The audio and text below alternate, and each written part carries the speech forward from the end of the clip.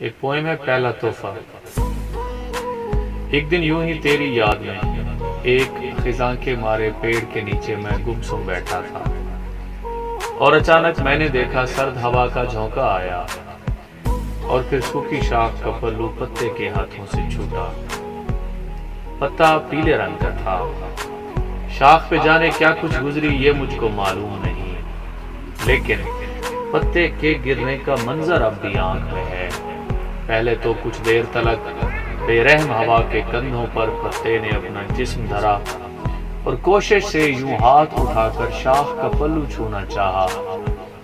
2 سانسوں کا فاصلہ باقی ہوگا کہ پھر سرد ہوا نے کندھوں کی بنیاد ہٹا دی، پتے کے مایوس بدن پر ظلم کی ایک دیوار گرا دی۔